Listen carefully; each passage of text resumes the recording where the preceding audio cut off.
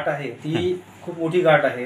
हो. आणि आमच्या सर्जनचं असं म्हणणं आहे की ह्या पेशंटला जनरल अनेस्थेशिया म्हणजे संपूर्ण शरीराला भूल देऊन सून करून त्यांचं ऑपरेशन करावं लागेल.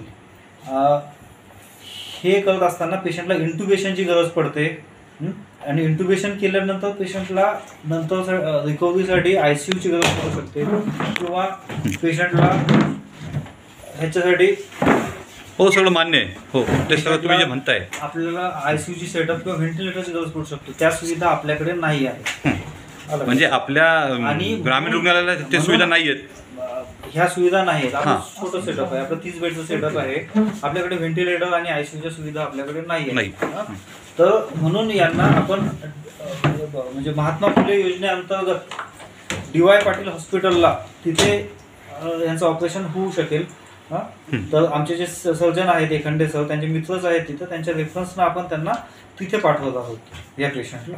सर, पण तुम्ही तर चिठ्ठी त्यांना इथल्या एखंडे सरांची दिली आहे, जो प्रायव्हेट हॉस्पिटल आहे.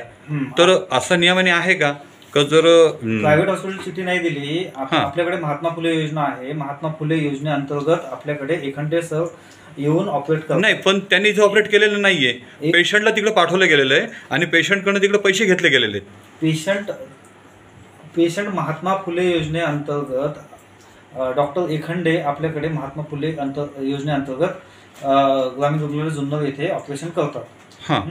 म्हणून आपण आपल्याकडे पेशंट आले तर आपण हे त्यांच्याकडे पाठवतो. त्यांच्याकडून तपासणी करून पेशंट मग आपण फिटनेस वगैरे बाकीच्या गोष्टी करून घेतो. त्याच्या रक्तलघवीच्या तपासण्या करतो, त्यांचे फिजिशियन फिटनेस वगैरे काही हो सगळं मान्य आहे, तपासण्या करतो. हो. आणि त्याच्यानंतर आपण भूलतज्ञांना दाखवून घेतो पेशंट. आणि हे फिटनेस झाल्यानंतर आपण पेशंटला पोस्ट करत असतो. बरं. पण सर, जर तुमच्या रेफरन्स तो तिथे गेलेला आहे पेशंट, त्यांच्याकडून पैसे घेतले गेलेले आहेत.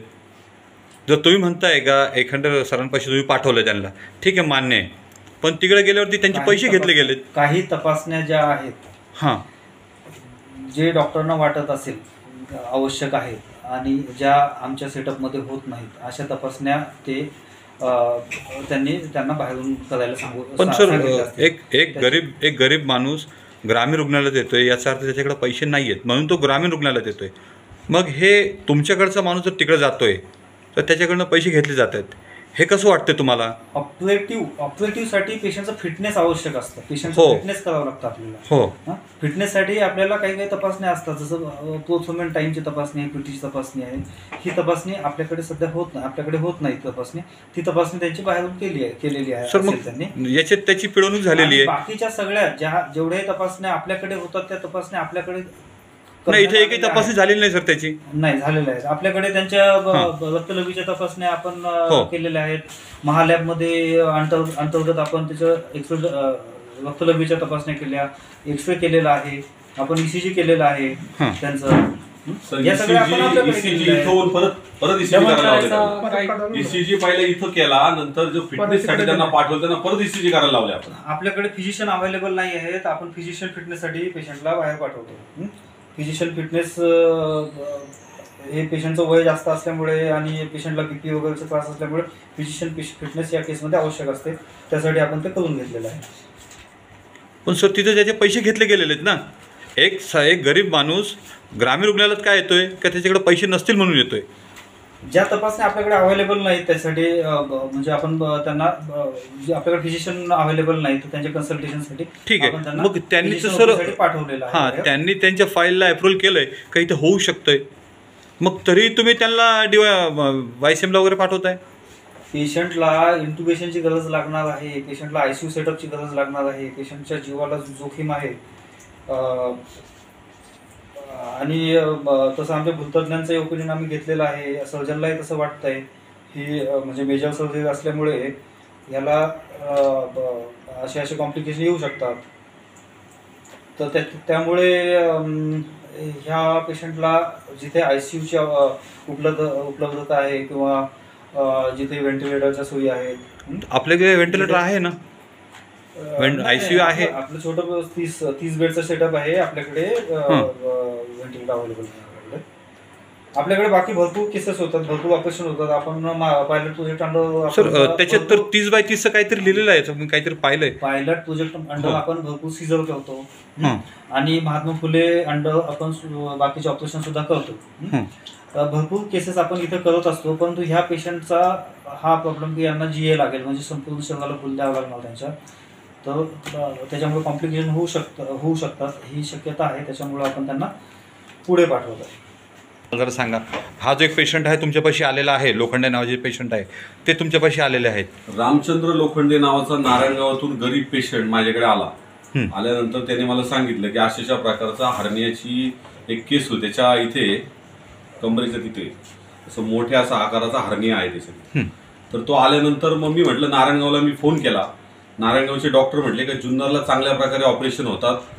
नारायणगावला कोणाला फोन केला सर तुम्ही? नारायणगावला आगम सरांना फोन केला. हो, आगम सरांना फोन केल्यानंतर ते म्हटले जुन्नरला असे सरदे सर आहेत, त्याच्यात दुसरे कोकाटे सर आहेत, तर तुम्ही त्यांना जुन्नरला पाठवा, जुन्नरला होऊन जाईल. त्याच्यानंतर मी कार्यकर्त्यांना पाठवलं. कार्यकर्ते इथं आले, सरांचं माझं कॉन्टॅक्ट झालं. ते म्हटले की 100% ऑपरेशन इथे होईल. म्हणजे या सरांशी कॉन्टॅक्ट झालेला आहे तुमचा? सरदे सरांशी नाही झालं माझं बोलणं, तर त्याच्या मला वाटतं आधी कोकाटे सरांशी बोलणं झालं. बरं. तर मी 5-6 मिनिटं बोललो त्यांच्याशी. त्याने मला समजून सांगितलं की इथं ऑपरेशन होईल, पण त्याला थोडा वेळ लागेल, तपासणी करायला लागतील वगैरे वगैरे. म्हटलं तुम्ही तपासणी करा. आणि त्याचं म्हटलं गरीब पेशंट आहे, तो आता पुण्याला जाऊ शकत नाही, DY पाटील वायसीएमला जाऊ शकत नाही, तर इथं तुम्ही ऑपरेशन करा असं त्यांना सांगितलं गेलं. त्यांनी त्याच्यानंतर 4 दिवस तो माणूस नारायणगाव ते जुन्नर येत होता. नारायणगाव ते जुन्नर 4 दिवस येत होता. त्याला एसटीचा खर्च आला, बरोबर एक माणूस घेऊन आला. त्याच्यानंतर इथं आल्यानंतर त्याला बाहेर पाठवलं गेलं. 2,500-3 हजाराच्या चेकिंग केल्या गेल्या. बाहेर म्हणजे बाहेरच्या हॉस्पिटलला पाठवलं गेलं, इथून रिफर केलं गेलं. हो. आणि 2,500-3 हजाराच्या त्याला तपासण्या केल्या गेल्या. तपासण्या केल्यानंतर आज त्याला ऍडमिट करायचं होतं ना. ऍडमिट आज ऑपरेशन तुम्हाला स्टार्टला त्याचा मला फोन आला का माझ्याकडे 750 रुपये आहे वगैरे वगैरे. त्याला म्हटलं ठीक आहे, आपण कार्यकर्त्यांनी आपण ते सगळे पैसे गोळा केले. म्हटलं चला त्याचं कुठेतरी ऑपरेशन होऊन जाते, त्याचं कल्याण होऊन जाते. ते झाल्यानंतर म्हटलं आता काहीतरी होतंय, चांगलं घडतंय, त्याचं कुठंतरी होतंय व्यवस्थित. तर ते न होता त्यांनी आज सांगितलं की त्याला पुन्हा इथं होणार नाही ऑपरेशन DY पाटील. मग आमचा प्रश्न असा आहे डॉक्टर साहेब की जर इथं जर होत नव्हतं ऑपरेशन, तर तपासण्या का केल्या गेल्या सर? एवढाच माझा प्रश्न आहे तुम्हाला.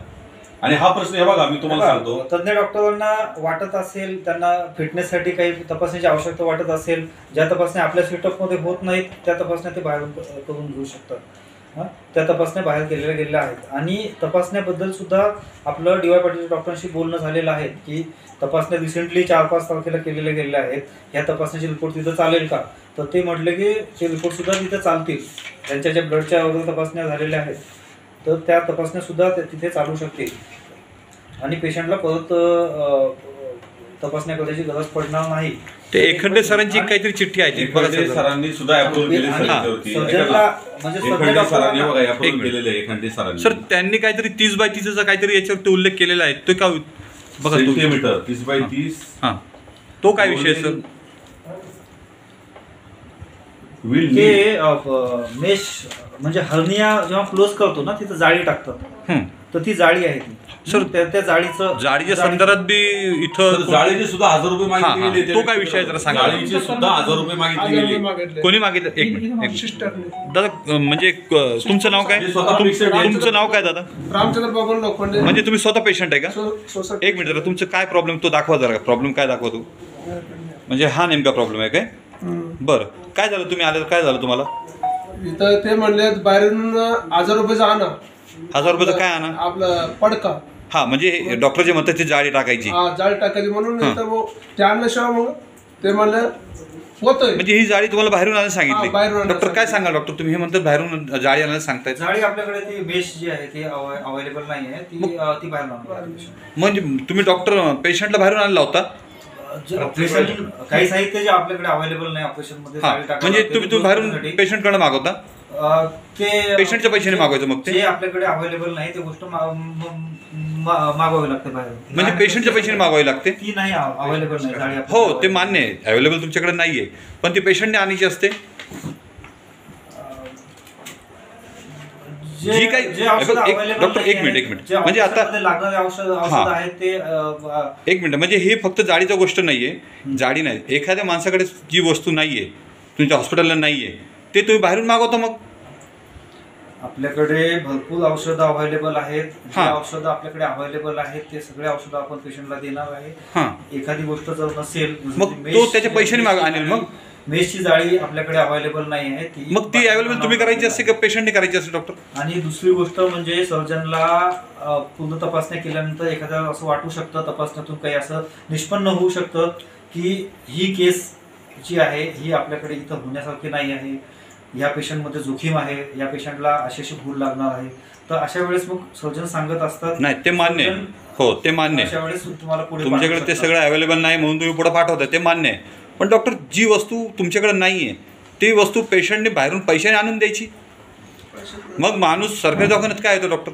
आपल्याकडे जे औषधं अवेलेबल आहे त्याचा आपण हां वापर करतो. नाही ते मान्य आहे ना डॉक्टर, पण ती जाडी आता जाडी नाही आहे. सर, तर जुन्नर काही औषधं जे रुग्णालयामध्ये आपल्याकडे नारायण आहेत. बऱ्याच ठिकाणी अशा पद्धतीचे स्थानिक लोकांच्या तक्रारी आल्या की हां. बरीचशी औषधं बाहेरून आणावी लागतात, हां बरीचशी औषधं इथे मिळतात. त्यामुळे इथले संबंधित, आता समजा ठीक आहे कोरोना काळात चांगलं काम केलं डॉक्टरांशिवाय आपल्याला पर्याय नसतो, त्याबद्दल त्यांच्याबद्दल आपलं हे कौतुकच काम आहे. पण काही ठिकाणी अतिशय अडचणी आहे. सर्वसामान्य गरीब रुग्णांचा विचार केला जावा आणि सर्वसामान्य रुग्णांना जो काही त्रास होते, आता त्यांनी सांगितलं की लॅबची तपासणी आहे, लॅबच्या तपासणी आता बाहेरून केल्या गेल्या. सर 3,000 रुपये त्या माणसाकडे आहेत का कोरोनाच्या लॉकडाऊनच्या काळामध्ये? ज्या तपासण्या त्यांनी आपल्याकडे पूर्ण available आहेत, पैसे आणले, कार्यकर्त्यांनी आपल्याकडे गोळा केल्या केले. एक लक्षात घ्या सर, तुम्ही माझं रिक्वेस्ट आहे तुम्हाला लक्षात घ्या, मी रिक्वेस्टने बोलतोय तुमच्याशी का बाहेर त्यांनी कोणत्या परिस्थितीत पैसे आणले, कोणत्या कोणत्या ठिकाणी त्यांनी हे केलेलं आहे आणि आज तुम्ही त्याला डायरेक्ट रिफर करताय. ठीक आहे, जीवात तुम्ही आता आज म्हणताय त्याला का त्याचा उद्या जीव समजा त्याचा जाऊ शकतो वगैरे काय होऊ शकतं, पण तुम्ही हे अगोदर जर सांगितलं असतं तर त्यांनी लॅब केले नसते. इथे 3-4 हजार रुपये जो त्याला आता खर्च आला तर त्यांनी काय करायचं त्यांनी सांगा मला तुम्ही. आज तो पुण्याला जाणार, परत पुण्याला खर्च. आपल्याकडे एवढ्या सुविधा आहेत, आपल्याकडे एवढे सगळे लोक आहेत, आपल्याकडं सगळं काय येते गव्हर्नमेंटकडनं, आणि तरी सुद्धा आपण जर बाहेरून प्रिफर करायला लागत असते. आणि तुम्ही सर आल्याला मला म्हटले की हॉस्पिटल बघा तसं काय, मग सर्वसाधारण माणसाला जर बाहेर जर समजा जावं लागत असेल, आज नारायणगाव जुन्नर सारख्या आपल्या तालुक्यातल्या मंडळात, आता इथं वरच्या एरियामध्ये आदिवासी भाग आहे, आदिवासी एरियातले भरपूर पेशंट इथे येतात, त्यांना जर पुण्याला रिफर करावं लागत असेल तर उपयोग काय गोष्टी. त्यामुळे मी आपल्या न्यूज चॅनलच्या माध्यमातून सांगतो का ही जुन्नर नारायणगाव ही परिस्थिती सुधारायला हवी. दवाखान्यांची परिस्थिती सुधारली नाही, आपण अनेक वेळा आंदोलन केलेली आहेत. ही जर परिस्थिती सुधारली नाही तर मनसेचे एक मोठं आंदोलन मला इथं करावं लागेल, मनसे स्टाईलनी करावं लागेल ते पण. सर तुम्ही अजूनही लक्ष द्या सगळ्या विषयाकडे. हे ज्या गोष्टी आता घडत आहेत हे चांगल्या नाही. आपली सेवा, ठीक आहे आपण डॉक्टर आहात, आपणच शेवटी रुग्णांना मेन आहात, पण सेवा द्या आपण त्यांच्यासाठी. सेवा करणं गरजेचं आहे. ज्या गोष्टी आणि हे बघा सर, तुम्हाला तुम्ही मला सांगा, वाटत नाही का तुम्हाला ह्या पेशंटला अगोदर तुम्ही जर सांगितलं असतं अगोदर, माझा ज्यावेळेस फोन झाला 6-7 मिनिटं मी बोललो, त्यावेळेस जे काही डॉक्टर असतील ज्यात इथे नाहीयेत परंतु ते असतील तर त्यांनी सांगायला हवं होतं की ही जी सर्जरी हे पुण्याला तुम्ही करा, इथं होऊ शकत नाही, इथं आपल्याकडे इन्स्ट्रुमेंट कमी आहे. मग याच्या तपासण्या का बरं केल्या गेल्या इथं? काही वेळा आता तुम्ही मला सांगा, ईसीजी तपासणी सर, ईसीजी तपासणी इथं आहे आपल्याकडे. ईसीजी फिटनेस तुम्ही बाहेर दिला, फिटनेसची तपासणी परत केला ईसीजी तिथं. आपल्याकडे ईसीजी असताना बाहेर ईसीजी का बरं केला जातो? ते बाहेरच्या डॉक्टरांनी केला, त्यांना काही तशी आवश्यकता वाटली असेल कदाचित. का औषध रिपोर्ट येतोय ना समोर, आवश्यकता वाटत रिपोर्ट आणि ऐका ना सर, त्यांनी फिटनेस करताना सुद्धा फिटनेस करायला इथे यायला पाहिजे ना सर, त्यांना यायला पाहिजे. डॉक्टर इथे यायला पाहिजे ना. आपण त्यांना काही चार्जेस देतो का नाही, फिटनेसचे? आपल्याकडे फिजिशियन अवेलेबल नाही आहेत. आपल्याकडे फिजिशियन अवेलेबल नाही आहेत, पण फिजिशियन फिटनेसला आपल्याला नाहीलाच असतो, पेशंट बाहेरच पाठवला जातो. आणि काही औषधं जे आपल्याकडे अवेलेबल नाही आहे त्याच्यासाठी आपण वरिष्ठांकडे पाटील साहेब, पाठपुरावा ते करतो. शेवाळे सरांचा काहीतरी एक रिपोर्ट आहे त्याच्यात, तो काय फिटनेसचा रिपोर्ट आहे काहीतरी, तो फिटनेसचा रिपोर्ट ओके ना त्यांचा, फिटनेस रिपोर्ट ओके आहे. नंतर एखंडे सरांनी सुद्धा सांगितलेलं आहे, एखंडे सरांनी सुद्धा त्यांना अप्रुव्हल दिलेलं आहे. मग आता माशी शिंकली कुठं हा मोठा प्रश्न आहे. आता सर म्हणतात की इथं होऊ शकत नाही, आणि आता त्यांनी जर ते फिटनेस सर्टिफिकेट देतात सर तर फिटनेस सर्टिफिकेट ते देऊ सर्वांनाच देऊ शकतात, सर्वांनाच देतात. पण आपल्याकडे जे आहे पोस्ट ऑपरेटिव्ह रिकव्हरी किंवा इंट्युबेशन करावं लागणार पेशंटचं, किंवा त्यासाठी ICU सेटअप आणि व्हेंटिलेटर सेटअप या गोष्टी आपल्याकडे नाहीत. त्यामुळे पेशंटच्या जीवाला जोखीम उद्भवू शकते. शासनाने अजूनपर्यंत सुद्धा जुन्नर रुग्णालय, ग्रामीण रुग्णालय यांच्याकडं जे काही आहे समजा औषध असतील किंवा टेस्ट असतील, अजून सुद्धा सुधारणा करावी, अजून सुद्धा लक्ष द्यावं. जुन्नर पट्ट्यामध्ये आदिवासी भाग आहे, जुन्नर पट्ट्यामध्ये सर्वसामान्य माणसं येतात. एक तर कोरोनाचा काळ आहे, अजूनही ही सिस्टीम सुधारली पाहिजे. सर अजून एक काहीतरी मनोरुग्णांचे काहीतरी प्रॉब्लेम आहे तसंच का? हां, आपल्याकडे भरपूर काम होत आहे. आपल्याकडे आंतररुग्ण विभाग आहे, आपल्याकडे बाह्यरुग्ण विभाग आहे, आपल्याकडे कोविड अंतर्गत कोविडच्या तपासणी केली जाते, कोविड व्हॅक्सिनेशन सुद्धा केले जाते. आपल्याकडे महात्मा फुले योजनेअंतर्गत आपल्याकडे सर्जिकल प्रोसिजर होत आहेत. गेल्या 3 महिन्यामध्ये आपल्याकडे 20 प्रोसिजर झालेले आहेत. आपल्याकडे भरपूर सीझर होतात, गर्भवती मातांची तपासणी, ANC ची तपासणी, आणि आपल्याकडे डिलिव्हरीज होतात, आणि पायलट प्रोजेक्ट अंतर्गत आपल्याकडे भरपूर सीझर सुद्धा होतात. एवढं आणि इत्यादी आपल्याकडे MLC, PM, पोलीस केसेस असं इत्यादी इत्यादी भरपूर काम आपल्याकडे सर सगळं मान्य आहे, जे सगळे काही होतंय ते खरोखर कौतुकास्पद आहे. आपलं 30 बेडचं छोटं सेटअप आहे. इथं शक्य तेवढं आपल्याकडे मनुष्यबळाची कमतरता आहे. या मनुष्यबळामध्ये आपण शक्य तेवढं काम आपण करत आहे. बरोबर आहे. आणि बरोबर. ज्या गोष्टी आता इथं आपल्याला शक्य नाही, ज्याच्या जोखीम आहे, अशा गोष्टीसाठी आपल्याला नाईलाज असतो. आपल्याकडे तज्ञ डॉक्टर नसतील, फिजिशियन नसतील, सर्जन नसतील, तर अशा गोष्टीसाठी सर आपल्याला एक खूप दिवसांनी चाललंय हा विषय जो आहे ना, हा खूप दिवसांनी चाललाय. एवढी मोठी इमारत बांधलेली आहे, पण ती असं झालं की काय कामाची नाही, फक्त दगडाची आणि वाळूची आणि मातीची झालेली इमारत. कारण जर त्याच्यात अवेलेबल सुविधा नाही आहेत, जर पेशंटला एवढं करून सुद्धा लाखो रुपयाचा निधी उपलब्ध करून एवढी मोठी बिल्डिंग बांधून जर पेशंटला YCMला आणि पुण्याला जावं लागतंय, तर एवढ्या मोठ्या बिल्डिंगचा आणि जे तुम्ही सुविधा सांगताय त्याचा उपयोग काय झाला सर, सांगा बघू तुम्ही. प्लस सर अजून एक मनोरुग्णांचे काहीतरी प्रॉब्लेम आहे तसं पाटे साहेब. मनोरुग्णांचा प्रश्न आहे. आमचे महेंद्र फाफळे आहेत. फाफळे काय विषय आहे मनोरुग्णांचा काहीतरी प्रॉब्लेम आहे. हो सर, मनोरुग्ण सकाळी येतात इथे, लाईनी लांब बसतात हे लोक, ते आणि त्याच्यात त्यांची भांडणं होतात. 5-5, 6-6 जण इथे उपाशी बसावं लागतं. म्हणजे मनोरुग्णाचा एक दिवस ठरलेला आहे. हो, एक दिवस ठरलेला आहे. कुठला दिवस आहे तो? मंगळवार काहीतरी असो. बरं. ओतूरचे पेशंट येतात, नारायणगावचे पेशंट इथे येतात, हां. आणि इथं सगळा मंगळ कारभार चालतो. तर काय प्रॉब्लेम काय ते सांगा ना बाबा. प्रॉब्लेम असा का त्यांना जेवण म्हणजे गोळ्याला औषधं लवकर गोळ्या भेटत नाहीत लवकर. तिथं यांची नियोजन नाही आपण हॉस्पिटलचं. एक विषय असा आहे की महिन्याच्या पहिल्या 3ऱ्या मंगळवारी या ठिकाणी मानस उपचार जे पेशंट आहे त्यांना या ठिकाणी तपासलं जातं. ते पुण्यावरून ते मानस उपचार तज्ञ ते डॉक्टर येतात. पण त्या डॉक्टरांचा यायचं टायमिंग काय, त्यांनी 10 वाजता इथं पाहिजे. भले ते फार कोणत्या पद्धतीने येऊ, पण ते 10 वाजता इथे पाहिजे. ते डॉक्टर 12:30 म्हणजे त्यांच्या ओपीडीचा टाइम 10 वाजताच आहे. हा, ते 12:30 पावणे 1 वाजता या ठिकाणी ते डॉक्टर येतात. डॉक्टर बरोबर आहे. डॉक्टर 2 वेळा येऊन गेलो, पण त्या ठिकाणी त्या मनोरुग्ण जे पेशंट आहेत ते पहाटे 6 वाजल्यापासून इथे नंबर लावतात. अक्षरशः संध्याकाळी 5 वाजेपर्यंत इथं बसून असतात. तरी त्यांना वेळेत कोणत्या पद्धतीने उपचार भेटत नाही. एखादी गोळी कमी आहे, ही गोळीच नाही, पुढच्या वेळेस आली तर ती गोळी नाही. असे माझ्याकडे काही पेशंट आहे, त्यांची वाटलंच तर मी तुम्हाला माहिती पण नंतर देतो. आपलं नाव काय? अय्यद जमादार, मनसे, तालुका उपाध्यक्ष, जनहित. हो हो डॉक्टर, ही प्रॉब्लेम ऐकली तुम्ही, समस्या ऐकली. मनोरुग्णांची OPD ही नारायणगावमध्ये होती. आता कोरोनामुळे नारायणगाव हे DCSC झालेलं असल्यामुळे सध्या मनोरुग्णाची OPD जुन्नरला शिफ्ट झालेली आहे. तर आपल्याकडे पुण्याहून मानसिक आरोग्य कार्यक्रमाअंतर्गत पुण्याहून दर महिन्याच्या 3ऱ्या मंगळवारी मनोरुग्ण तज्ञ येतात आपल्याकडे. हां, आणि इतर दिवशी म्हणजे आपण प्रत्येक मंगळवारी जरी मनोरुग्ण पेशंट आलेत किंवा त्यांचे नातेवाईक जरी आले तर त्यांना आपण औषधं देत असतो. आणि दर मंगळवारी किंवा आपण रोज जरी आले तरी त्यांना औषधांचा पुरवठा आपण करत असतो आपल्याकडून.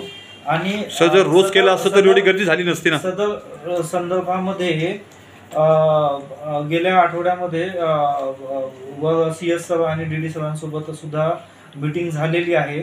आणि मनोरुग्ण यांच्या तपासणीसाठी वैद्यकीय अधिकाऱ्यांचं प्रशिक्षण हे चालू असते. आणि PSCचे डॉक्टर जे आहेत आपल्या तालुक्या अंडर जेवढ्या PSC येतात त्या PSCच्या डॉक्टरांचं सुद्धा आता प्रशिक्षण झालेलं आहे. तर ही मनोरुग्णाची OPD आहे ही प्राथमिक आरोग्य केंद्रामध्ये काढण्यासाठी सुद्धा म्हणजे गावागावी होऊन जाईल. हां, त्याच्यासाठी सुद्धा पाठपुरावा चालू आहे.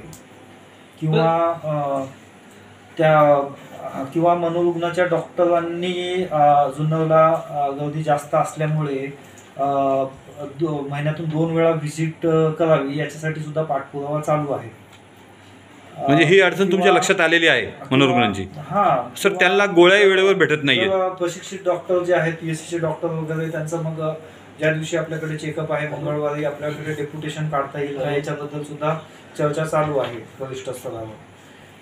आणि औषधांचा तुटवडा असा काही वाटत नाही, कारण की डॉक्टर जर मनोरुग्ण तज्ज्ञ जर इथं आपल्याकडे जर अवेलेबल असले तर एखादं औषध, समजा भरपूर औषधं आपल्याकडे अवेलेबल आहेत, एखादं औषध जर अवेलेबल नसेल तर त्याच्यासाठी पर्यायी औषध ते तिथे लिहून देतात त्यांना.